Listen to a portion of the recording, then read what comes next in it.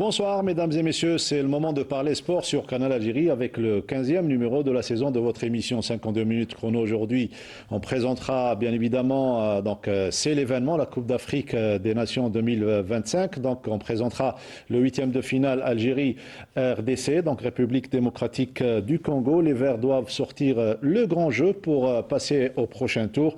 Et puis Jouane Hadjam, le joueur Jouane Hadjam, out pour toute la compétition. On parlera handball avec le 7 national qui poursuit sa préparation en Slovénie à une quinzaine de jours du démarrage de la Coupe d'Afrique des Nations au Rwanda. C'est la première émission de la saison, l'occasion de revenir sur les faits marquants du sport algérien durant l'année 2025. Et puis en natation, domination presque totale des nageurs et nageuses du CR Belouizdad au championnat national hivernal petit bassin à Oran avec un total de 49 médailles dont 23 en or, tout cela devant le Mouldia d'Alger et l'USM Alger. L'équipe de 52 chrono est présente comme tous les lundis pour vous donner le meilleur du sport national. On va commencer par notre consultant Badardine Belhadjouja. Badro, bonsoir. Bonsoir Mokhtar, bonsoir Fatah, bonsoir Sid Ahmed. Ravi comme chaque lundi de retrouver nos chers téléspectateurs. Et de retrouver notre ami Fatah Abada pour parler football et spécialement la Coupe d'Afrique des Nations. Bonsoir Fatah. Bonsoir Mokhtar, ravi comme toujours d'être sur le plateau de 52 chrono et puis content de retrouver toujours mon ami Badro et puis la coqueluche du service de sport, Sid Ahmed, oui, qui revient de son congé. Qui revient de son congé et il retrouve avec panache l'équipe de 52 chrono. Sid Ahmed, bonsoir. Bonsoir à tous, merci pour cet accueil chaleureux et toujours ravi d'être sur cette malgré qu'il fait froid. Voilà. Tout à fait. On est en plein hiver, il fait froid, il fait bon et on parle de Coupe d'Afrique des Nations pour commencer. Le décor est planté. Donc c'est la veille du match Algérie, République démocratique du Congo. Un match important pour les Verts, c'est une finale, un match à élimination directe. Les Verts doivent assurer le max. Absolument, Mokhtar. De toute façon, il n'y a plus de calcul à faire. La phase de poule, on l'a dépassée et avec brio. Là maintenant, c'est où tu passes, où tu es éliminé. Plus de calcul à faire. Sauf que, on sait, Mokhtar, que contrairement aux autres éditions, actuellement, le coach national, il a entre guillemets, un problème de riche. Ouais. L'effectif est riche. Il a fait le turnover durant le 3e match. Il a vu que les joueurs se sont très, très bien comportés. Donc, c'est de bon augure pour ce 8e de finale. Présentation de ce match dans ce sujet signé Fatah Abadé. On se retrouve juste après. À la CAN 2025, l'heure n'est plus au calcul. Place au match à élimination directe. Et ce mardi 6 janvier, un choc retient toute l'attention. Algérie et République démocratique du Congo en 8e de finale. Deux sélections aux ambitions élevées pour une affiche qui s'annonce intense.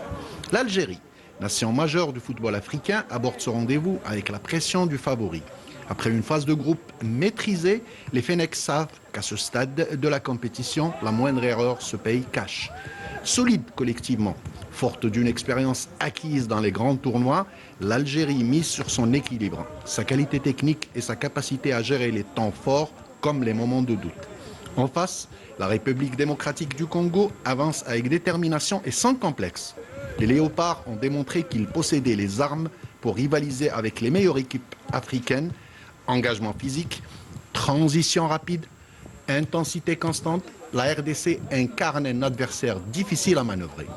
Ce 8e de finale promet également un duel tactique. La maîtrise et la patience algérienne face à la verticalité et à l'impact congolais. Le combat au milieu du terrain sera décisif, tout comme la gestion des temps faibles. L'ambiance est très bonne, on prépare sereinement cette confrontation. Un match à élimination directe est toujours difficile, mais on espère se qualifier.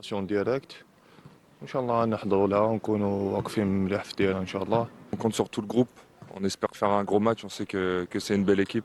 Et maintenant on est en phase éliminatoire, donc tous les matchs vont être importants et Inch'Allah on va faire un gros match.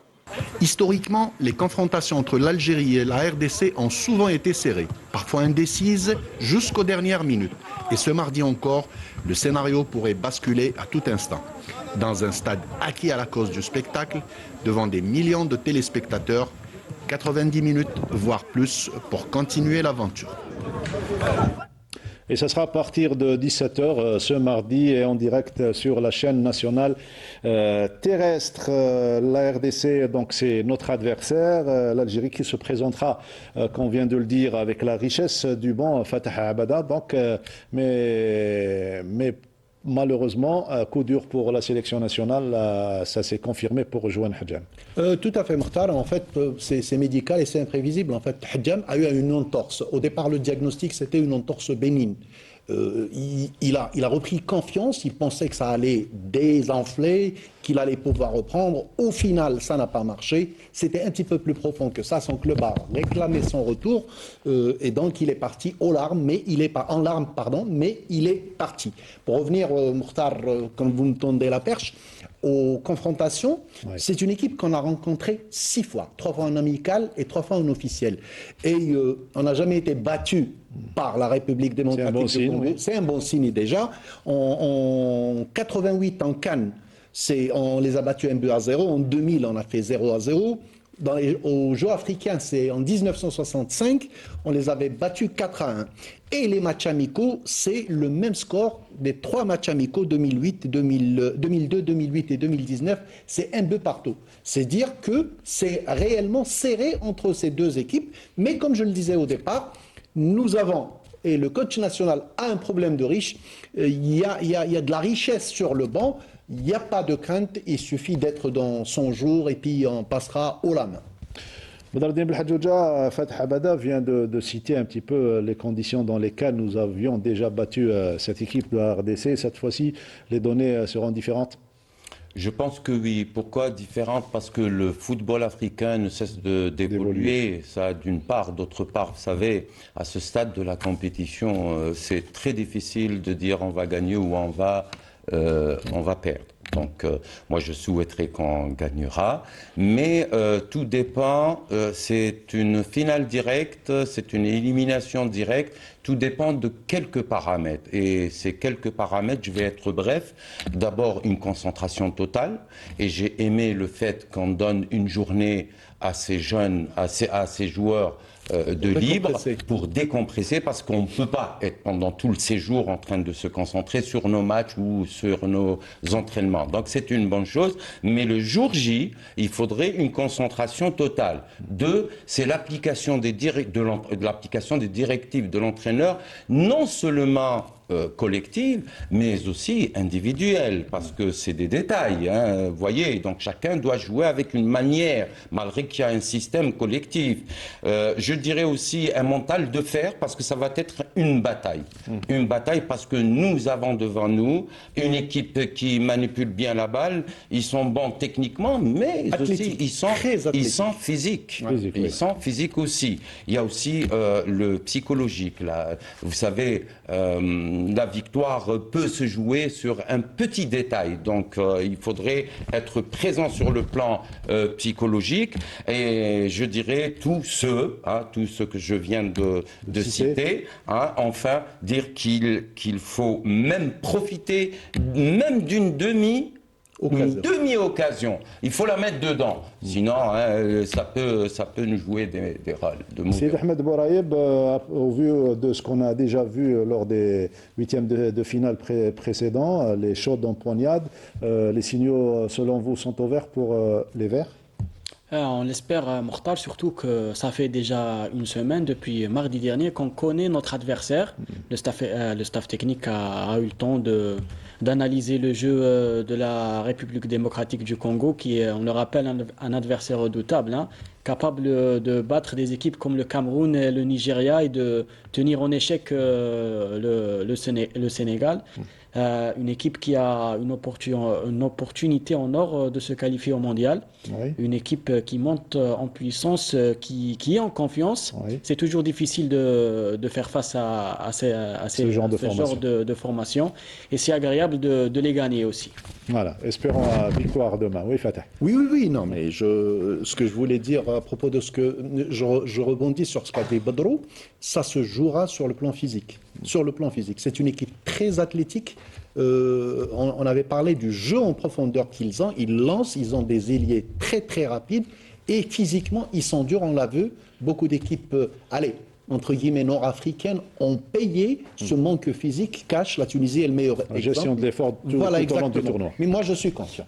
Voilà, donc d'autres informations concernant le duel ou... Non, on a tout On dit. a bien présenté, oui. On croise les doigts, tout simplement. Merci Fatah d'avoir été avec nous. Espérons qu'on va fêter la victoire le lundi prochain. On vous reverra, Inch'Allah. Eh ben, on se lance le pari. À chaque passage, on passera sur le plateau et on donnera notre avis. Inch'Allah. Merci Fatah d'avoir été parmi nous. On vous retrouve bien évidemment pour une autre rencontre du championnat national que vous commentez si bien. On quitte le football pour parler de natation avant de recevoir notre invité du jour, à savoir le président de la fédération algérienne de handball, M. Mourad Boussept. On va parler de natation et le championnat national hivernal qui s'est déroulé durant 5 jours dans la belle piscine olympique d'Oran, un bassin semi-olympique, on va dire, 25 mètres, la domination du CR Belouizdad, comme nous le décrit Maïssa Lebouhla.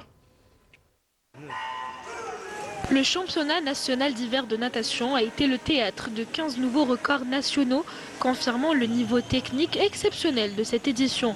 Les nageurs du Chabab Riadi de Belouizdad se sont imposés en tête, tandis que les représentants du Mouloudia d'Alger et l'USMA d'Alger ont également brillé par leurs performances remarquables. احنا رانا فرحانين اليوم بالريزولتا اللي داروا السي ار بي في هذه لا كومبيتيسيون. كنا كما قال لك اون دوميني براتيكمون كاع لي كورس الحمد لله. J'ai battu le record de 200 mètres d'eau et je voulais améliorer mon record sur 100 mètres d'eau.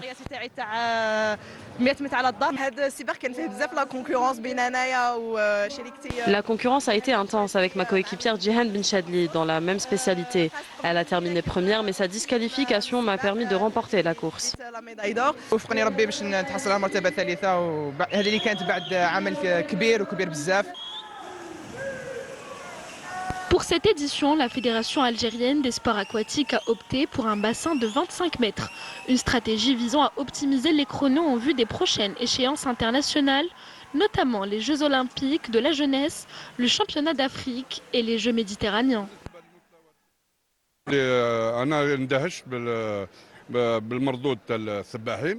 Je suis agréablement surpris par les performances des nageurs. Merci aux athlètes pour leurs efforts et aux entraîneurs pour leur engagement. وهذه كلها تعتبر محطات تحضيرية للمنافسات الدولية القادمة. Ces compétitions servent de préparation pour les grands rendez-vous internationaux comme les Jeux olympiques de la jeunesse 2026 à Dakar et les Jeux méditerranéens 2026 à Tarente en vue des JO 2028. بدولة إيطاليا وكلها تحضيرا للألعاب الأولمبية 28. En parallèle, la fédération poursuivra son programme annuel dédié aux jeunes tout en préparant le championnat national d'été des seniors afin de préserver une dynamique compétitive élevée. C'est ce qu'on espère pour la natation algérienne. Merci à notre ami et collègue de la station régionale de Rouen, Mohamed Amin Belkadouri, de nous avoir réalisé ce reportage. Le commentaire était celui de Maïssa Lebouhla. Deuxième partie de l'émission, le plaisir de recevoir l'actuel président de la Fédération algérienne de handball, M. Mourad Boussept, qui est déjà venu l'année dernière, juste après son investiture. Mourad, bonsoir et bienvenue. Merci, bonsoir et je vous remercie pour votre invitation et voilà, on est là pour essayer d'éclairer et de donner quelques informations pour ce qui se passe dans notre petite balle. Petite balle et premier sport collectif en matière de résultats. Cette Coupe d'Afrique des Nations. Cette Coupe d'Afrique des Nations et plusieurs titres en club aussi. Oui, en club, c'est un grand sport, oui. Un grand sport, oui. Qui suscite surtout l'intérêt de l'État algérien et du président de la République. Ça sera de le dire à maintes reprises. Déjà une année, presque une année depuis votre investiture. 9 mois. 9 mois déjà. 9 mois, oui. Comment ça se passe pour vous? Ouais, enfin, ça se passe plutôt bien. C'est pas facile parce que, sincèrement, il y a beaucoup de retard. Et il faut être réaliste, c'est pas en quelques mois qu'on va régler tous les problèmes de cette discipline. Oui. Il faut du temps, il faut travailler. Vous vous attendiez aux difficultés au départ? Pas autant. Ouais. Pas autant, sincèrement pas autant.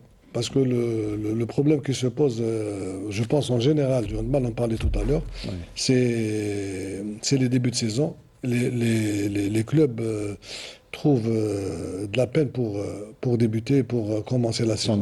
S'engager, oui. Et donc, ça met un peu de retard, ça donne un peu de retard. Et comme vous savez, la transition pour un sportif, elle ne peut pas durer plus de 21 jours.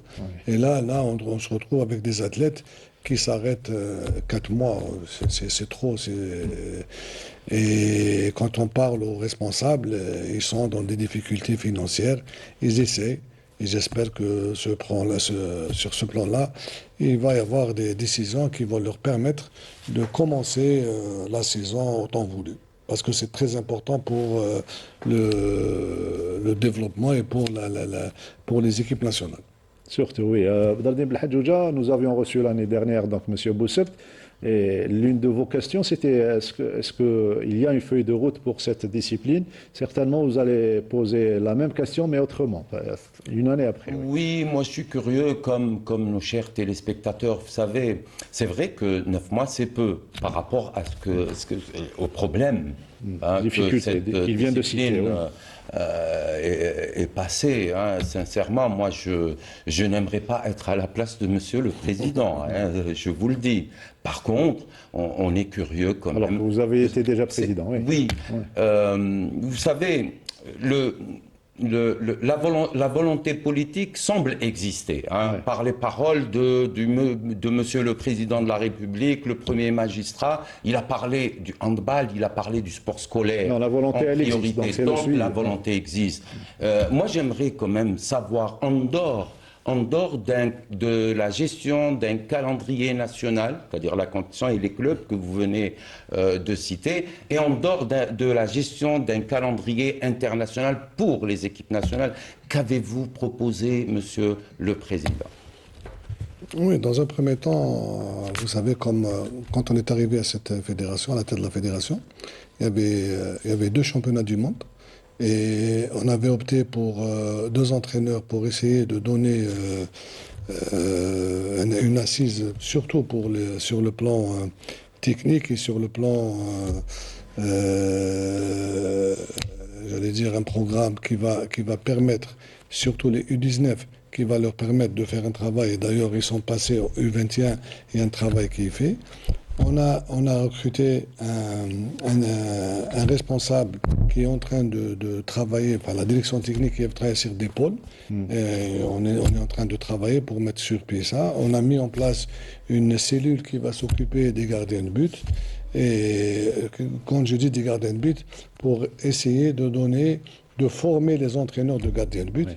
Et c'est ça, pour essayer de donner une vision globale sur le devenir du handball, là, sur les prochaines années, qu'on va essayer de donner une assise, une formation pour ces jeunes joueurs que dans un futur proche nous donneront satisfaction. Ils peuvent rivaliser avec les meilleurs du continent. Surtout, l'une des priorités, pour le moment, c'est la participation aux grandes compétitions, la Coupe d'Afrique des Nations, les championnats du monde juste après. Priorité donc à la Coupe d'Afrique des Nations qui va débuter donc le 21 janvier au Rwanda. Actuellement, l'équipe nationale se trouve en Slovénie pour des matchs amicaux. Hier, ils ont été battus par le Koweït. Comment se présente un petit peu la préparation de l'équipe nationale ? Oui, enfin, la préparation se passe en de très bonnes conditions. Il y a bien sûr, il y a des réglages à faire. Il y a des entraîneurs qui s'occupent de ça. On a commencé par un bon match contre la sélection tchèque. Et il faut se dire aussi qu'il y a des joueurs qui n'avaient pas rejoint le stage parce que les joueurs pros qui sont tenus par des dates. Ils peuvent pas. Donc là, c'est l'équipe qui est complète. hier, ils ont joué contre le Koweït. Bon, j'ai eu une discussion avec Salah ce matin. Ouais. Il y a de bonnes choses et comme on dit, on est en préparation. On essaie de régler, de voir comment mettre sur pied cette équipe. Il y a eu une bonne double confrontation face à la Tchéquie la semaine dernière, avec un match nul, 31 partout. Il y avait des signes encourageants pour les Verts, pour cette nationale. Oui, tout à fait. Il faut bien se frotter à des équipes de plus haut niveau. Mais pourquoi pas affronter des équipes africaines lorsqu'on prépare une Coupe d'Afrique, justement? Non, parce que tout simplement, les Africains jouent, la plupart, c'est des binationaux qui jouent en Europe. Surtout. Donc, c'est pas. Je pense que c'est la même chose. Bon, en plus, c'est le choix de l'entraîneur. C'est lui qui voit comment préparer son équipe pour avoir un programme qui lui permet qui nous permet d'être à la hauteur de cette compétition, pour affronter cette compétition. Il faut rappeler donc les Verts joueront leur match, ça sera donc à partir du 21 face au Nigeria. Au Nigeria, premier match. Ouais. Trois belles confrontations. Face au Nigeria tout d'abord, ensuite. Ensuite, le Rwanda, le pays organisateur. Ce sera le 22, le lendemain. Et après, la Zambie. Et le 24, la Zambie. Et les deux premiers se qualifieront pour donc, il va y avoir deux groupes en deuxième partie. Oui. Oui, on va être dans le groupe de l'Égypte. Il va y avoir deux groupes, les deux premiers, le premier et le deuxième, avec les premiers et le deuxième du groupe de l'Égypte. Et on ne va pas jouer avec l'équipe avec qui on a joué au premier tour. Et les deux premiers, ils vont jouer le croisé de groupe. Ça se présente bien, ça se présente comment? Normalement, au premier tour, ça se passera, Inch'Allah, sauf vraiment. Mais normalement, ça va, logiquement, on sera qualifié. Des équipes à notre portée, normalement. Oui, le Nigeria, le Rwanda et la Zambie. Après, on verra la réaction sur le terrain. Le match, ça sera un match. Bon, on est confiant, mais c'est un match. On va aborder d'autres aspects du handball, bien évidemment. Le temps de revenir, puisque c'est le premier numéro de 2026. On va revenir sur l'année 2025. On va espérer que pour les saisons prochaines, Inch'Allah, le handball donc, figurera parmi les disciplines qui a eu des trophées. Inch'Allah, la Coupe d'Afrique et revenir sur le toit de l'Afrique. Aujourd'hui, on vous propose un retour sur l'année 2025 avec Salah Derbel qui a choisi pratiquement les meilleurs moments et on se retrouve juste après. L'année sportive 2025 restera comme l'une des plus marquantes pour le sport algérien. Sur les scènes africaines et internationales, les athlètes algériens ont multiplié les performances de haut niveau, confirmant la montée en puissance d'une nation sportive ambitieuse. En football, l'équipe nationale a retrouvé le chemin des grands rendez-vous. Après 12 ans d'absence, l'Algérie s'est qualifiée pour la Coupe du Monde, terminant première de son groupe. Les Verts ont également assuré leur place à la CAN, où ils ont dominé leur groupe avec 3 victoires en 3 matchs.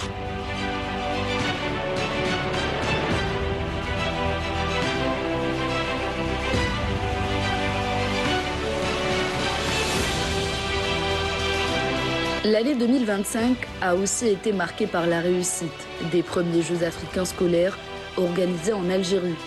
Pays hôte, l'Algérie s'est illustrée en dominant largement le tableau des médailles, confirmant la qualité de sa formation et sa capacité à accueillir des événements d'envergure.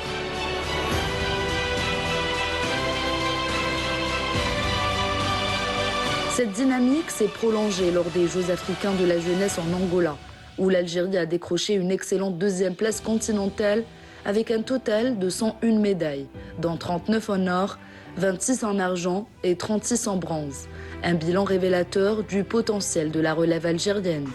Sur le plan individuel et collectif, plusieurs disciplines ont marqué l'année. En athlétisme, Jamel Sedjati s'est hissé sur le podium mondial en devenant vice-champion du monde du 800 mètres, confirmant son statut parmi l'élite internationale. En gymnastique, Kéliane Moore a écrit l'histoire en remportant le titre mondial au parasymétrique, devenant la première gymnaste arabe et africaine sacrée championne du monde dans cette spécialité, tout en ajoutant une médaille d'argent à la poutre.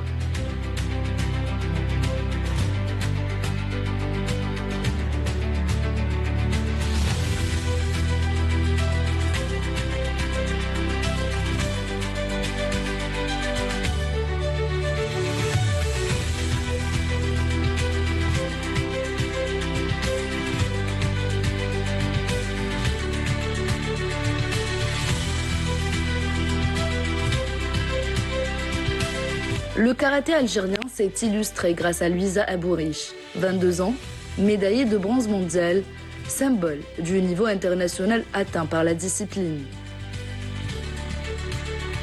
Le para-athlétisme a connu une année exceptionnelle lors des mondiaux 2025 en Inde avec 9 médailles, 3 en or, 3 en argent et 3 en bronze, et une 19e place mondiale sur près de 100 nations, faisant de l'Algérie la première nation africaine et arabe dans cette discipline. Les équipes nationales de goalball, messieurs et dames, ont été sacrées championnes d'Afrique, confirmant la domination algérienne dans cette discipline paralympique. Les sports collectifs ont également été au rendez-vous. La sélection nationale de basketball a retrouvé le sommet en remportant le championnat arabe des nations au terme d'un parcours sans faute.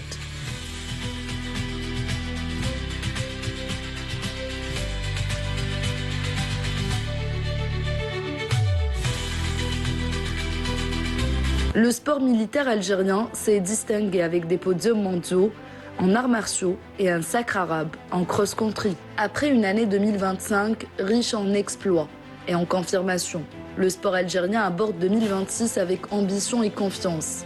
Une nouvelle page s'ouvre, portée par une génération talentueuse déterminée à poursuivre cette dynamique et à écrire de nouveaux chapitres de l'histoire sportive nationale.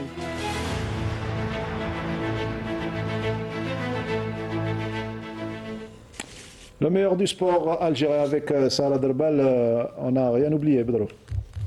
Oui, mais je dirais que la satisfaction réelle du sport algérien, c'est le handisport. Ouais. Il n'a jamais déçu.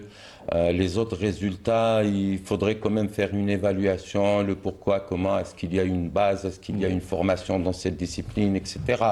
Donc, chacun dans son soin doit faire une évaluation. Si on parle de gymnastique, s'il n'y avait pas Kaïlia Nmour, est-ce qu'on aurait eu des Algériens formés en gymnastique ici en Algérie? Je ne pense pas. S'il n'y avait pas Sedjati, l'athlétisme était dans une phase dégradante. Donc, voyez-vous, on ne peut pas aujourd'hui dire que le sport algérien va bien. Il va mal. Quand on parle des Jeux scolaires africains organisés en Algérie, moi j'aimerais bien savoir quelle était l'enveloppe financière. Est-ce que c'était pas possible, par exemple, comme mécanisme, doter les établissements scolaires justement de matériel adéquat, de matériel pédagogique conforme aux écoliers pour justement développer le handball, développer l'athlétisme, développer d'autres disciplines, relancer le sport. C'est comme ça, c'est avec ces mécanismes réels. Ce n'est pas en organisant des Jeux africains scolaires. L'organisation, c'est la finalité. Non seulement la finalité, mais avec des jeunes qui sont déjà connus, c'est des jeunes talents. Chaque fédération a ciblé ces jeunes, chaque fédération spécialisée, pas scolaire. Donc c'est des civils qui sont déjà organisés, structurés dans leur club. Donc c'est l'opération inverse qui a fait.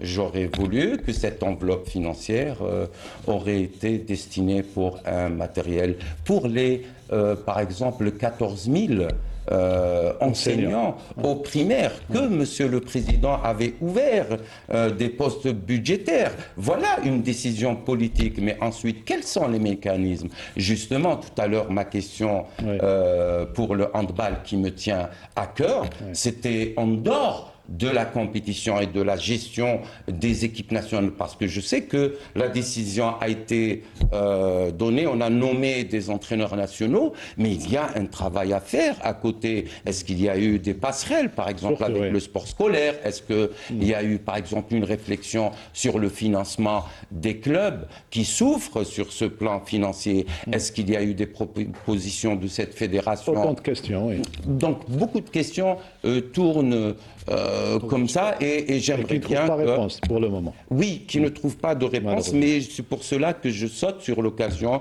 Monsieur le Président est là pour essayer de nous éclairer davantage. Oui, Monsieur le Président, donc par rapport à ce que vivent un petit peu les clubs et surtout... Non, mais je pense que c'est une réflexion sur le sport national. De manière générale, le sport, oui. de manière générale, pas uniquement le handball ou une spécialité. C'est vrai que le problème qui se pose au niveau du sport, je pense que c'est un problème financier. Et il faut se dire une chose, je n'arrête pas de le dire, c'est le statut du club. Il faut, si on veut aller à un niveau supérieur, il faut passer au professionnalisme, parce qu'il ne faut pas se voiler la face. On est des amateurs, on reste des amateurs. On reste des amateurs avec un volume de travail qui n'est pas adéquat pour affronter si on veut, le niveau international. Donc, pour arriver à ça, il faut déjà penser au statut, penser au financement, c'est vrai. Et il faut avoir un financement, pas d'une année, moi, ce que j'arrête pas de dire. Un club, il faut qu'on pense à un cycle olympique. Sur les 4 ans, vous avez telle somme et un contrôle et on travaille dessus pour ne pas... Moi, je vous cite un exemple. Moi, il y a un club qui a été, il y a 2 ans, ils ont gagné le doublé et ils n'ont pas pu participer au championnat d'Afrique ou au championnat arabe, faute de moyens. Mais normalement, si on est champion, c'est pour aller encore plus haut. Pour aller plus haut, il faut participer à des compétitions pareilles pour que les joueurs vont voir. C'est là où on va trouver des joueurs de la compétition internationale qui va nous former, qui va aguerrir, qui va donner. Mais d'abord, passer au semi-professionnalisme. Oui, il faut. C'est la demande des sports collectifs à la tutelle. Est-ce qu'il y a eu du répondant? Je pense que oui. Il y a une réflexion au niveau du ministère des Sports sur ça. La dernière fois, on avait parlé. Je pense qu'il y a une réflexion pour essayer de voir comment... Parce que sinon, ça ne sera pas possible. C'est ce qu'on souhaite pour les sports collectifs. On revient au stage de l'équipe nationale, donc le stage qui se poursuit en Slovénie, avec d'autres rencontres amicales donc pour préparer la Coupe d'Afrique. Et encore 3 matchs face au Kosovo le 10 janvier, puis la Géorgie 2 jours plus tard, et un match face à une équipe de première division slovène, Trebinje. Voilà. Trebinje, c'est le nom exact de ce club en première division à Vosoué. Il a pu Voilà, on va lui dire à Vosoué. Voilà. Ça sera le 13 janvier, donc pour préparer cette Coupe d'Afrique des Nations. En tout cas, l'Algérie est déjà vice-champion d'Afrique. Par rapport à la dernière édition, on joue le podium. On ne joue pas le titre, on joue le podium. Voilà, on joue les 3 premières places. On joue pour jouer, c'est des matchs. Si l'occasion se présente... Heureusement. Vous êtes d'accord avec les techniciens ou des journalistes qui disent que l'Égypte, c'est un niveau mondial, on ne peut pas l'atteindre, il ne faut pas rêver? C'est pas Ou bien le caractère derby... Écoutez, moi j'ai été joueur et je suis compétiteur. Moi je dis, c'est vrai que l'Égypte, ils ont un potentiel quand même considérable, énorme. Et c'est des joueurs qui jouent dans de grands clubs en Europe. Mais moi je dirais un match resterait un match. On a vu lors de la dernière finale, c'était serré. Ah oui, un match c'est un match. Moi je pense qu'un match c'est un match. Surtout en handball, on a cette grinta qui peut... En handball, basket, volley, c'est vrai que les clubs, les équipes fortes, généralement, c'est difficile de les battre. Mais c'est un match. Moi, je me rappelle, on pouvait gagner la Yougoslavie en 88, qui était champion du monde. Donc, ça reste un match. Voilà, faut voir le contexte de ce match, comment ça va. Surtout si on prend en considération le potentiel individuel que nous avons, de grands joueurs jouent dans des grands clubs européens. Un joueur, le moment, il faut voir comment ils vont être au match. Enfin, quand on arrivera... C'est une gestion tout au long du tournoi. On passe au basketball pour parler de la 17e journée dominée par une très très belle affiche à Boufarik. Oui, tout à fait. Et c'est le Wydad de Boufarik qui s'est imposé dans sa salle et devant ses supporters sur le score de 81-72 face au NB Stawali. Dans les autres matchs, on notera le suspense total dans la partie entre le Trad Raria et le Rui Bassebe. 1 point seulement a séparé les deux équipes, 85-84. Victoire du Trad Raria. Et pour les autres matchs, la logique a été respectée. On revient sur ce match qu'a opposé le Wydad de Boufarik au NB Stawali, le Wydad de Boufarik qui profite de cette occasion pour rejoindre son adversaire du jour à la tête du classement. C'est le compte rendu signé Ramzi Mhamdi. Boufarik marque les esprits, Stawali marque le pas. Dans un match intense, les partenaires de Zitoun n'ont pas manqué le match phare de cette 17e journée, même si cela n'a pas été si facile que ça. En effet, le premier quart-temps a été très équilibré où les deux équipes se sont rendues coup sur coup avec un petit avantage pour les locaux qui l'ont emporté par 2 points d'écart, 19-17. Dans le second quart-temps, ce mano à mano se poursuit avec une poussée bouffaricoise qui a mis la main sur le ballon en enchaînant les points sans pour autant prendre le large en s'imposant 40-36. Au troisième quart-temps, petit avantage pour Stawali où le champion en titre ne lâche pas et met la pression sur les protégés de Reda Hashimi qui s'incline avec seulement 2 points d'écart, soit 57-59. C'est au quatrième et dernier quart-temps que le match bascule où le WOB enfilera les points face à une équipe de Stawali qui n'arrive plus à trouver la solution en attaque et s'incline pour la seconde fois de suite dans cette phase retour sur le score de 81-72. On s'attendait à un match difficile contre l'équipe de Stawali, le leader du championnat. On l'a gagné en dernière seconde. Alhamdoulilah, depuis le début de saison, on joue toujours à moins de 2-3 joueurs. Mais les joueurs ont su trouver les ressources pour gagner nos matchs. Alhamdoulilah, on va se reposer. On a consolidé notre deuxième place, on va se reposer. Inch'Allah, mardi, on va partir à Sétif. On parle des joueurs, de l'exploit des joueurs, mais aussi l'exploit du coach. C'est les joueurs, les acteurs sur le terrain. De notre part, on essaie de les orienter. On travaille à l'entraînement. Une victoire qui propulse donc le WOB en première place en compagnie du NBS et de la surprise de la saison, le CS Tlemcen, avec 29 points chacun et qui promet une fin de saison de feu. Public de Boufari qui est toujours présent dans les tribunes pour encourager son équipe qui revient fort ces derniers temps. La preuve en est cette première place partagée avec le NB Stawali j'y arrive. Donc les résultats complets de cette 17e journée en musique.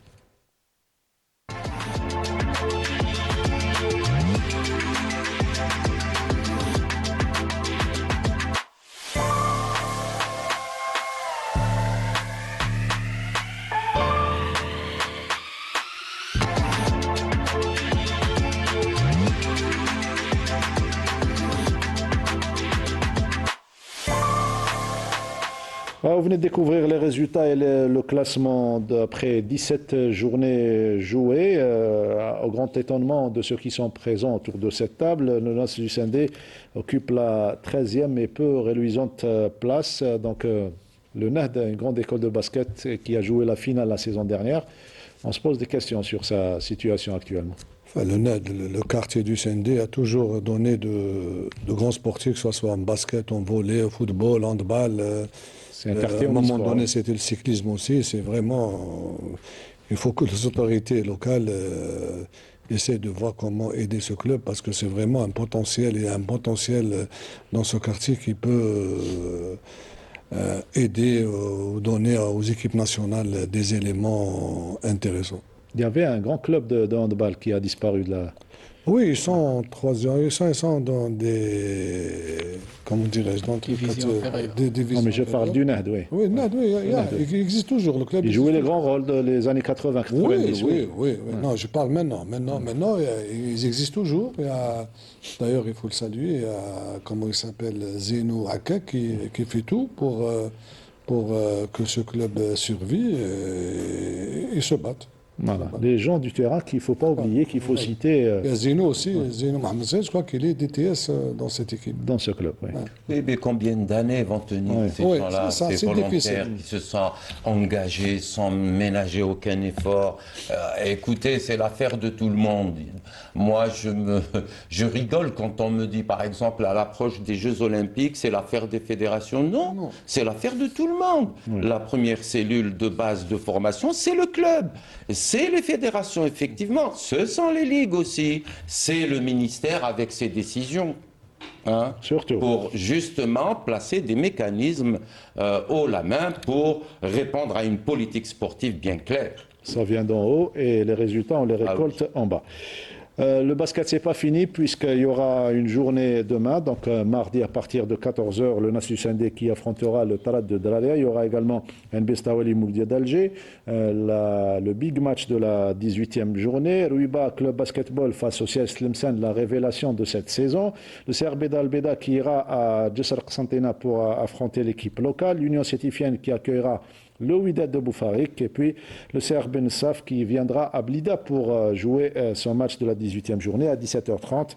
Oulad Chbel qui accueillera l'USM Alger. Les autres rencontres se joueront, je l'ai déjà dit, à partir de 14h. Voilà pour le basketball. On va parler à présent volleyball et la 8e journée de la nationale 1 messieurs. Nous avons choisi un match, ou plutôt c'est notre collègue Samia Chichou qui est allé rendre visite à Mohamedia, donc à la Vigerie, ex-la-Vigerie, pour vivre et surtout couvrir la rencontre entre Casa Mohamedia et Akbo. On parle des dames, bien évidemment.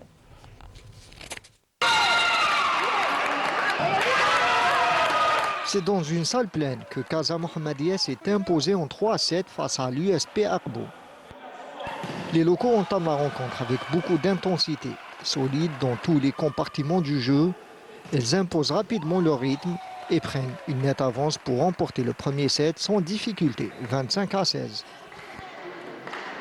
Les visiteurs reviennent avec de meilleures intentions. Déterminés à établir l'équilibre, les échanges deviennent plus disputés et le mano à mano se poursuit jusqu'à 18-18. Cependant, quelques erreurs et la maladresse des filles d'Herbo permet aux coéquipières de Lina Boumerdes de faire la différence et d'arracher le set sur le score de 25-21.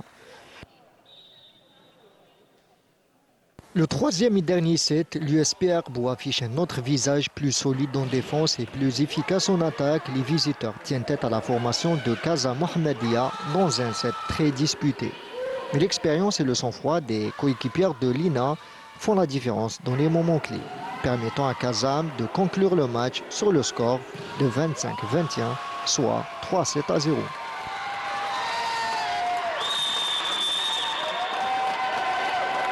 Je félicite les filles pour le rendement qu'elles ont fait. On a joué contre une équipe coriace, vraiment coriace. Alhamdoulilah, en principe, nous sommes parmi les 4 premiers. On va essayer de se maintenir pour garder, pour se maintenir pour la saison prochaine, Inch'Allah. Je félicite l'équipe de Kazam, une bonne petite équipe, très dynamique. Là, malheureusement, on a 2 blessés. C'est des titulaires indolents. Voilà, on a été diminué. Dans les moments décisifs, on n'a pas su gérer le set. Voilà. Victoire méritée de Casa Mohamedia qui confirme sa maîtrise et sa régularité tout au long du match. Belle rencontre et belle salle qui se trouve pas loin du stade 1er novembre d'Al-Harrach. Voilà pour le match que vous venez de suivre, les résultats complets de cette 8e journée.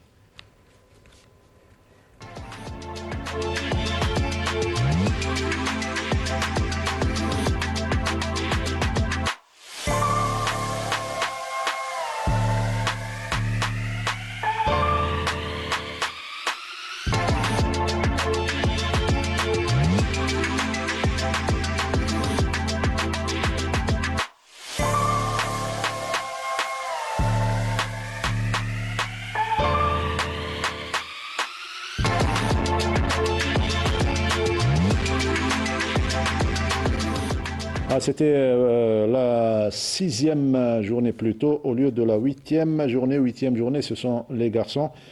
C'était pour les garçons. Voilà pour le volleyball. On quitte les sports collectifs pour parler de cross-country cette fois-ci. Il n'y a pas eu de challenge, puisque le prochain challenge aura lieu à Borj Bouaï, ce sera le samedi prochain. Mais on a eu droit à un joli cross à Bouchaoui, une compétition en wilayal du nom du regretté Bedardine Habrouch. Oui, tout à fait. Mokhtar, 6 courses étaient au programme dans les catégories U16, U14 et école. 3 courses pour les garçons et 3 courses pour les filles dans un terrain de Bouchaoui pas très vallonné, ce qui est la norme, comme vient de me le dire Badalid Ben Hadjouja, la nouvelle mode. la nouvelle mode des cross-country, mais Bouchaoui restera Bouchaoui. On va suivre ce sujet avant de prendre l'analyse de notre consultant Badardine Belhadjouja. Le cross-country, une discipline qui demande du courage, de l'endurance et de la volonté. Commencer jeune est aussi un atout pour réussir. Le championnat de Wilaya Jeune a connu une participation conséquente avec la présence de l'ensemble des clubs de l'Algérois. السباق سهل اليوم وان شاء الله المره الجايه نحقق المزيد من النجاحات ان شاء الله.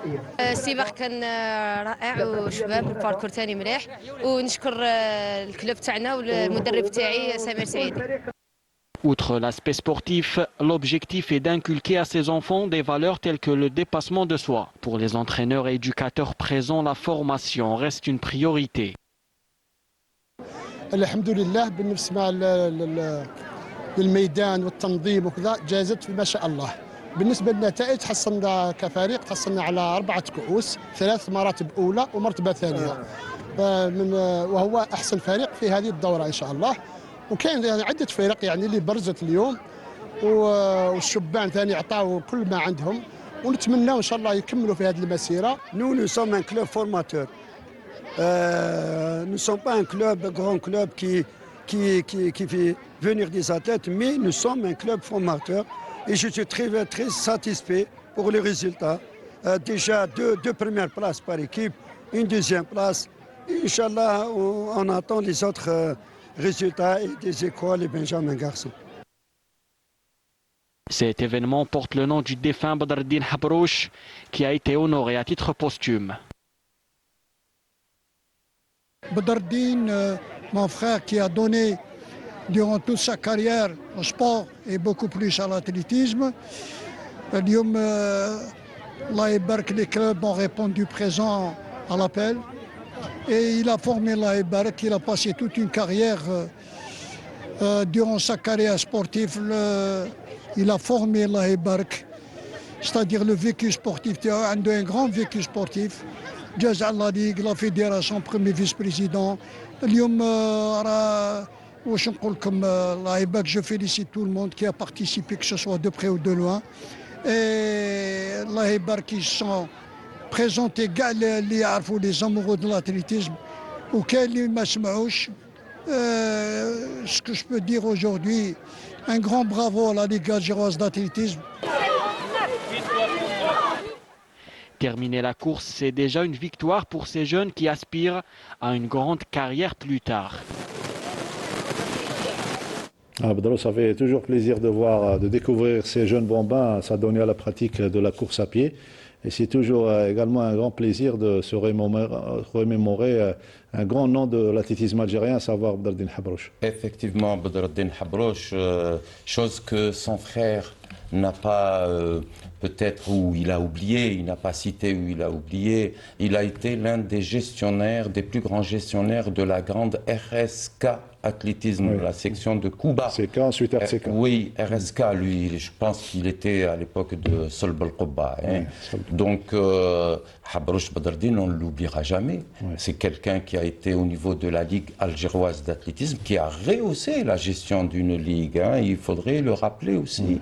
Oui. Il a été au niveau de la fédération en tant que vice-président à un certain moment, quand j'étais moins athlète. Oui. Donc, ça remonte à longtemps. Oui. Donc, c'est quelqu'un qui a... C'était un grand nom. Oui, c'est un grand nom et qui n'a ménagé aucun effort. Porteur de valeur. Et c'est une bonne chose que la Ligue organise le championnat wilayal de cross pour les jeunes catégories en son nom. Voilà, il y avait une belle journée, surtout des bambins qui s'adonnent à la pratique. Des jeunes, des adeptes de la course à pied, et c'est le meilleur moyen pour engager des jeunes et puis sélectionner des jeunes pour les différentes, bien sûr, pour les différentes spécialités d'athlétisme. Walad Bousset qui a été un international, entraîneur, donc il a pratiquement respecté tous les paliers avant de devenir président de fédération, mais il n'oubliera certainement jamais ceux qui l'ont mis sur les premiers terrains de handball. Heureusement. Ouais. D'ailleurs, c'est une occasion pour que je le remercie et je lui passe un grand bonjour. C'est M. Slimane Galès, oui. Qui était un ancien de la gendarmerie, qui est un peu fatigué et qui était, si on veut, notre génération à Bellecour. c'est lui qui a redonné, parce que le CRB c'était un grand club handball. Et après, il y avait aussi Amim Saoud, Nesser Saoud, qui est le frère de Nesser Nounou, qui était un ancien athlète également. 110 mètres, je crois. Je crois. Et c'est ces gens-là qui nous ont montré le droit chemin, on va dire. Oui, ils nous ont montré, ils nous ont appris ce que c'est le sport, ce que c'est le sport avec toutes ses, j'allais dire ses vertus. Ils nous ont donné la joie, ils nous ont fait comprendre ce que c'est un athlète. Et on les remercie, on n'arrête pas à les remercier. Et c'est des gens qui sont malheureusement aux oubliettes. C'est dommage, mais ça reste toujours dans nos cœurs et on n'arrête pas de les remercier de tous nos cœurs. Et on leur dit, Inch'Allah, ils seront en bonne santé. Voilà. Cet amour pour la petite balle, c'est ce qui vous anime pour gérer cette fédération? Oui, c'est clair. On est une génération qui a vécu, après notre carrière de joueur, on a été, je crois, 70-75% à l'étranger. Ouais. Et ça nous faisait vraiment mal quand on parlait avec les Tunisiens, les Égyptiens, les Européens, quand on parlait de l'Algérie. Et personne n'arrivait pas à comprendre comment que le handball en Algérie a régressé. Et donc, quand il y a eu l'appel, Monsieur le Président, que le remercie, et Monsieur le Ministre pour leur confiance, pour leur confiance et pour ce qu'ils ont proposé, ce qu'ils ont donné pour relancer le handball. Donc, on ne peut pas rester insensé pour donner un coup de main et pour essayer de mettre sur rail cette discipline. Là, vous allez gérer, comme l'occasion se présente, cette Coupe d'Afrique des Nations, cette participation algérienne, mais juste après, il va falloir replonger vers tout ce qui est national, compétition nationale, pour un petit peu améliorer les choses. Oui, c'est clair, oui. Quelles sont les priorités juste après la Coupe d'Afrique? Moi, je ne veux pas récapituler un peu, c'est que nous, dans les 9 mois, on a fait 2 championnats du monde et 2 championnats d'Afrique. Et c'est le 5e événement continental, international, lequel on va participer. Et bien sûr, après, la vie continue. L'essentiel, c'est Inch'Allah, on va être au podium pour rester quand même l'Algérie, qu'on le veuille ou pas, quelle que soit la situation, il faut qu'on soit sur le podium et se qualifier aussi pour le championnat du monde. Et derrière, il y a des équipes de jeunes qui démarreront, Inch'Allah, bientôt. Il y a une équipe U21 qui est déjà sur place. C'est les U19 qui sont maintenant U21. Bon, il y a un championnat d'Afrique 2026. Et bien sûr, le championnat d'Algérie, la Coupe d'Algérie et tout ce qui s'ensuit pour essayer de rester dans le projet du mandat, oui, surtout pour le mandat, oui. Pour essayer de donner ce qu'il faut donner pour qu'ils soient, ces athlètes soient à un niveau pour affronter les échéances internationales. La déclaration du président de la République, c'était une sorte de porte ouverte vous a permis d'atteindre certaines choses qui n'est... Oui, c'est pour tout le monde, je pense. Inch'Allah, pour le handball, ça sera pour tout le sport. Je pense que Monsieur le Président pense en général au sport en général. Et j'espère que... Mais il a donné un intérêt particulier à la petite balle. Inch'Allah, parce que comme on le disait tout à l'heure, c'est la discipline qui a donné le plus de titres à l'Algérie et c'est la discipline que tout le monde se demande qu'est-ce qui se passe. Et je vous assure que c'est pas facile, comme il vient de dire Osman. D'être à la tête de... Ah oui, c'est vraiment pas facile. Bon, enfin, c'est un grand chantier. Pour simplifier, c'est un grand chantier où il faut du temps. Il faut du patience et temps, il faut se bagarrer. Oui, c'est clair. Vous comprenez un petit peu la situation de M. Mourad Boussebt, vous qui étiez déjà président de fédération? Oui, je comprends vivement. Par contre, je dirais que sur la scène internationale et les résultats, il ne faudrait pas aller vite pour se focaliser sur la compétition. Maintenant, quel que soit le résultat de nos seniors dans une Coupe d'Afrique, il ne faudrait pas s'alarmer s'il n'y a pas de résultat. Il faudrait se pencher sur autre chose. C'est un avis personnel. Je n'ai pas de conseil à donner à Monsieur le Président. Par contre, il faut se pencher sur des mécanismes tels que, par exemple, la passerelle entre le sport scolaire et le handball algérien, pour si vous voulez, qu'il soit pratiqué par un effectif plus large, sinon doubler les effectifs. Quels sont les mécanismes pour doubler justement les effectifs au territoire national? Ce sont si vous voulez, des mécanismes qu'il faut mettre en place en dehors. Il faut oublier la compétition pour quelques années. Moi, c'est un avis. Il ne faudrait pas mettre la pression à ce nouveau staff. Moi, je sais que en Algérie, nous avons de très très bons entraîneurs en handball. Sur le plan technicité, il n'y a pas de problème. Donc, cette fédération a placé une DTN, elle a placé des entraîneurs. Il faut les laisser travailler pour un laps de temps vraiment long. Maintenant, il faudrait se pencher sur autre chose qui va développer réellement le handball algérien. Moi, je dirais aussi que Monsieur le Président de la République a insisté. Il a insisté. Donc, il faudrait sauter sur l'occasion pour être explicite dans un plan d'action et quels sont les mécanismes. On avait parlé tantôt du semi-professionnalisme. Est-ce que là, je me pose la question, est-ce que la fédération a proposé une manière du semi-professionnalisme? Combien de clubs seront dans ce semi-professionnalisme?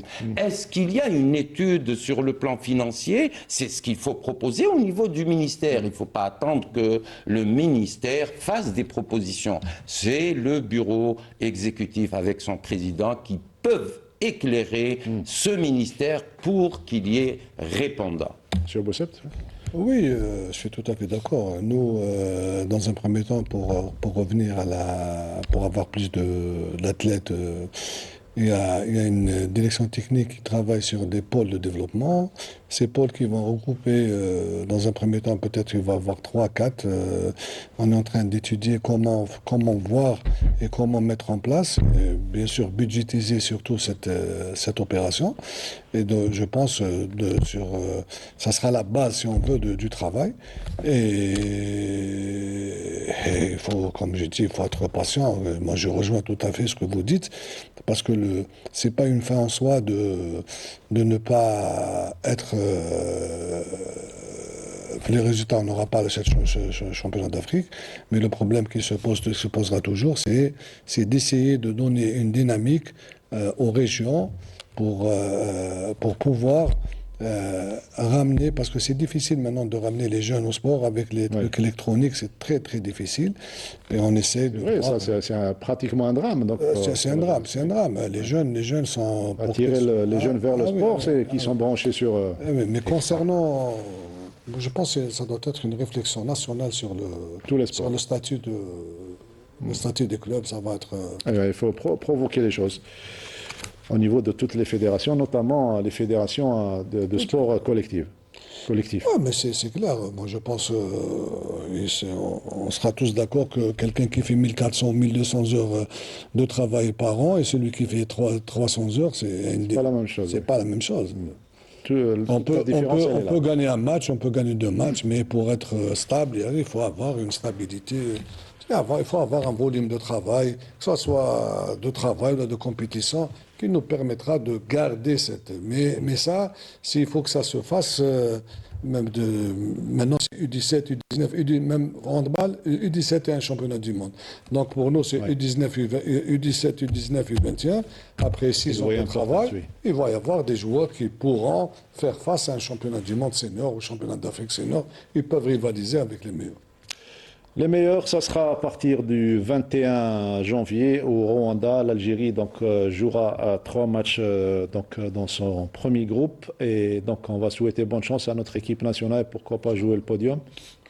Oui, c'est clair. C'est l'objectif. C'est l'objectif. Un dernier mot pour la famille handballistique. Je pense que, j'arrête pas de le dire, il faut que les gens soient patients et soient réalistes. Surtout. Parce que le populisme ne sert à rien, il faut être réaliste. Il y a un constat qui a été fait, on sait ce qui se passe, il faut du temps, il y a un grand chantier, il faut que les gens comprennent que ce n'est pas avec de l'agitation, il faut encourager ces jeunes Moi, je vais citer un exemple. On est parti au championnat du monde U19. L'Algérie s'est qualifiée en Afrique en 5e position. En 5e position en Afrique. Pour vous dire que déjà les U19, regardez où ils sont. Les U19 en 5e position. Et ils sont partis, on a joué un championnat du monde. Il y a eu des hauts et des bas, mais c'est un début. Il faut que les gens les encouragent pas à essayer de tirer sur tout ce qui bouge. Et ça va pas être dans l'intérêt du handball. Donc il faut que les gens soient patients et il faut travailler. Il faut travailler, patient et réaliste, surtout. Ce sont les derniers mots dans cette émission du président de la Fédération algérienne de handball, M. Mourad Boussebt, que nous avons reçu avec grand plaisir. C'est Mourad. Ce sera pas la dernière, Inch'Allah, une belle consécration. Inch'Allah, avec la Coupe d'Afrique. Inch'Allah, avec la Coupe d'Afrique. Pourquoi pas? Avec le sourire, bien évidemment. Abdeldim Belhadjouja, Sidi Ahmed Bouraïb, on se retrouve lundi prochain. Inch'Allah. À lundi prochain, chers amis téléspectateurs. Merci à toute l'équipe du studio numéro 2. Merci à Radia Chabia, au script et à la réalisation. Reda Amiri, mon ami de toujours. Allez, à lundi prochain.